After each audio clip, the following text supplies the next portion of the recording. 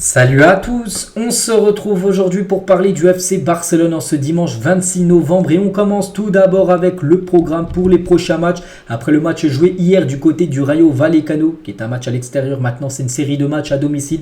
Et regardez comme les adversaires, donc déjà mercredi c'est la Champions League contre l'équipe de Porto, où je le répète, depuis pas mal de jours il faut gagner déjà pour se qualifier officiellement et surtout valider cette première place très importante. Ensuite, la semaine prochaine les gars, ça sera la réception de l'Atlético Madrid et ensuite les gars, ça sera la réception de Gérone, qui fait un début de saison énorme du côté de la Liga. Donc voilà, Porto, Atlético, Gérone seront les trois prochains matchs, 3 matchs à domicile. Il va pas falloir se louper, il va falloir faire du 9 sur 9, enfin en termes de points bien sûr, avec ces 3 réceptions. On continue les gars, on va parler de Dani Alves, donc le parquet espagnol requiert 9 ans de prison et 150 000 euros d'amende contre Dani Alves pour viol tout simplement. Donc c'était le 30 décembre 2022, il est en discothèque du côté de Barcelone, il a violé quelqu'un et du coup grosse amende et surtout beaucoup d'années de prison, 9 ans de prison pour Dani Alves, ancien latéral droit, n'oubliez pas, du FC Barcelone. Regardez à quoi devrait ressembler le 3e maillot du Barça la saison prochaine, un maillot de couleur vert, une couleur plutôt originale on peut dire du côté du Barça, c'est souvent du blanc, voilà, du rouge, du bleu, mais voilà, vert. Bon, c'est le 3e maillot, c'est toujours des couleurs on va dire un peu insolites. Donc Spotify, l'écusson, regardez aussi le logo Nike qui sera mis de travers sur ce futur 3e maillot qui sera dévoilé, ce sera quasiment en septembre 2024, mais bon, ça fut déjà quasiment un an avant.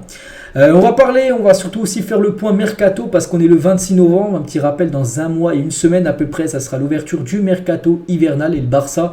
Il y aura peut-être des choses à faire parce qu'avec des blessures, on pense celle de Gavi. Donc le Barça a décidé de recruter un milieu de terrain en janvier pour remplacer tout simplement Gavi. La formule sera un prêt jusqu'à la fin de la saison, c'est qu'un prêt de 6 mois, c'est totalement jouable. Donc il y a des options, tout d'abord cette option-là qu'on parle quand même depuis, ça prend de l'ampleur depuis quand même quelques jours. C'est Lo Celso, le favori quand même de Barcelone pour le mois de janvier. Et Giovanni Lo Celso, tout simplement. Le joueur de Tottenham qui est actuellement tout en haut de la liste des joueurs potentiels qui peuvent être remplacés pour remplacer en gros Gavi. Il y a aussi ce joueur-là, Guido Rodriguez. Si Lo Celso, ça ne peut pas se faire, ça peut être lui. Après, lui, c'est plus compliqué. Voilà, ça sera complexe. On peut voir.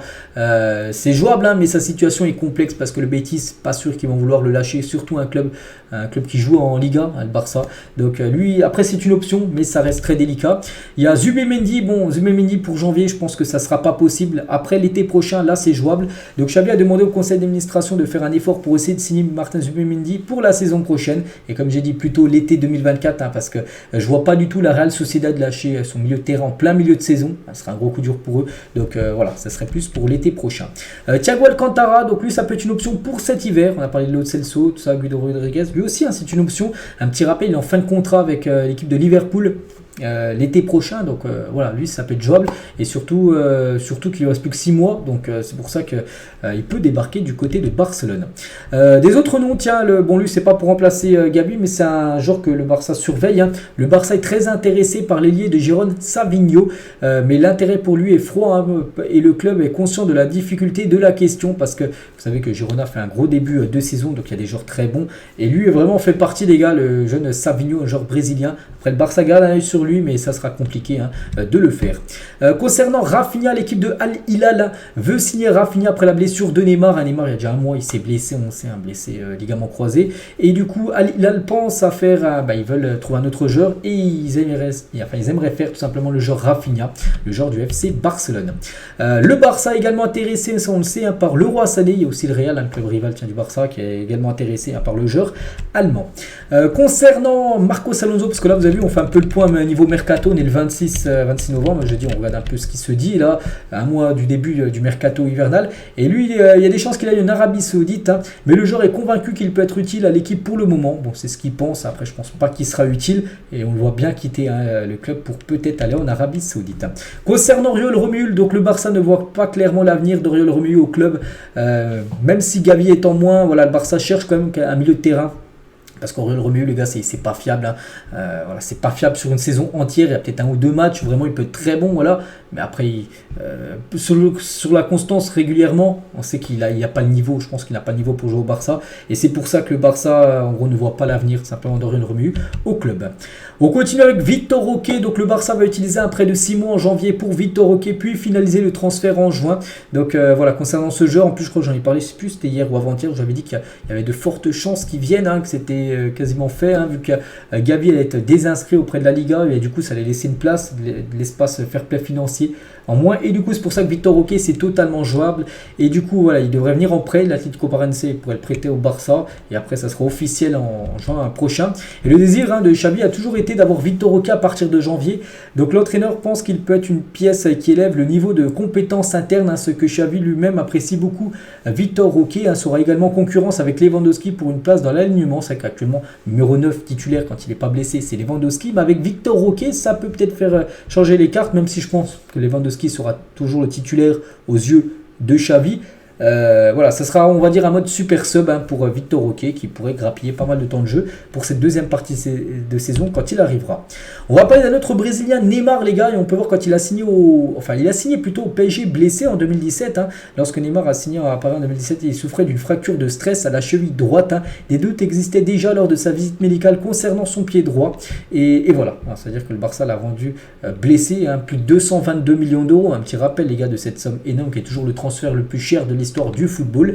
Et c'est vrai qu'on a pu voir après que les années qu'on suivi à Paris, il était souvent blessé, le joueur Neymar. Et un petit rappel de Neymar, les gars, parce que Neymar, même si on sait qu'il a quitté le club, hein, comme il a des stats exceptionnels, un petit rappel, hein, de ce qu'il a pu jouer, 186 matchs pour 105 buts et 76 passes D, c'est les stats de Neymar du côté du FC Barcelone. Hein, c'était bien sûr, c'était quand même énorme, hein, quand même, les statistiques. Tiens, d'autres joueurs avec d'énormes stats, les gars. Eto'o, 130 buts et 40 passes D. Et Thierry Henry, 49 buts et 27 passes D. Bon, après, Henry a joué une ou deux saisons de moins que Samuel Eto'o. Donc, c'est pour ça qu'il a des stats moins bien que Eto'o. Mais voilà, les stats aussi sont très très bonnes concernant ces deux-là.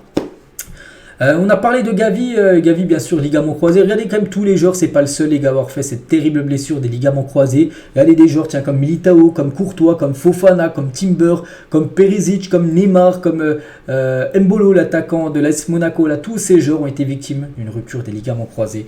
Donc on leur envoie tous de la force, hein, ils sont tous quasiment forfaits là pour le reste de la saison. Concernant une équipe, regardez l'équipe espagnole, une prédiction de l'équipe U21 hein, par exemple pour les Jeux Olympiques de Paris l'été prochain, parce que l'Espagne est qualifiée et il pourrait avoir pas mal de joueurs du Barça comme Alex Baldé, hein, qui a 19 ans, il peut bien sûr jouer ses JO. Pedri la même chose, Gavi ne jouera pas, mais il pourrait, s'il aurait été apte à jouer, il aurait pu jouer ses JO, même s'il joue souvent avec l'équipe première, ou même bien évidemment le jeune Lamine Yamal, hein, qui jouera certainement les JO l'été prochain. Lewandowski est actuellement 14e au classement du Ballon d'Or. Bon, on parle déjà du Ballon d'Or 2024, alors que le Ballon d'Or 2023 a été décerné il y a à peu près un mois. C'est Messi qui l'a remporté. Il y a déjà un classement là, mis à jour, on va dire, en ce 26 novembre. Et Lewandowski est actuellement 14e, à la 14e position. Donc voilà, concernant, bon, après, ça a encore beaucoup bougé, parce que là, on est seulement en début de saison. Kylian Mbappé, dans la nuit du 18 décembre, donc c'était la finale de la Coupe du Monde. Je savais que j'avais perdu la Coupe du Monde et le Ballon d'Or aussi, parce qu'il a su qu'il avait perdu la finale et que Messi avait gagné la finale. Et en plus, en ayant marqué un but en finale, tout ça. Donc voilà, il savait que le Ballon d'Or, du coup, en gros, qu'il n'allait pas tout simplement remporter ce Ballon d'Or. Toujours avec Messi, on peut voir le maillot Messi porté par un certain Lamine Yamal, les gars. Regardez ce qu'il a pu mettre sur sa story Instagram. Toujours tiens, avec Léo Messi à Wembley, c'était la veille du match de Ligue des Champions contre Manchester United. Et il avait été bon, hein, il avait même marqué de la tête, les gars. Il y avait Vidic et Ferdinand en défense, hein, côté Manchester United, deux joueurs de plus d'1m90. Messi qui fait 1m, combien, je sais plus, 69 je crois à peu près, il avait marqué un but de la tête, les gars, c'était fou. Donc une petite photo de Messi quasiment prime, hein, 2011 les gars, c'était l'année d'après en 2012 et où il avait marqué 91 buts, hein. Donc là c'était la version Messi prime. Et on finit cet épisode aujourd'hui avec une question simple, ou non, je sais pas, chacun a son point de vue. Choisissant, il faut en choisir un entre Ter Stegen et Victor Valdés. Pour vous, lequel a le plus marqué l'histoire du Barça? N'hésitez pas à mettre tout ça en commentaire, en gros, lequel a été le meilleur. Donc moi je partirais directement sur Ter Stegen, même si Victor Valdés était dans l'âge d'or, hein, du Barça, hein, dans les années 2010, tout ça. Pour moi, si on met les deux l'un à côté de l'autre, pour pour moi, Ter Stegen est meilleur tout simplement que Victor Valdés. Même si c'est un bon gardien, Valdés, je trouve Ter Stegen meilleur. Donc voilà les gars ce qu'il y a à dire aujourd'hui. J'espère que ça vous a plu. On se retrouve demain. Demain, tiens, on reviendra sur le match bien sûr contre le Rayo qui s'est joué hier et on commencera à parler du match contre Porto bien sûr prévu mercredi. Je vous laisse, je vous souhaite un bon dimanche et à demain.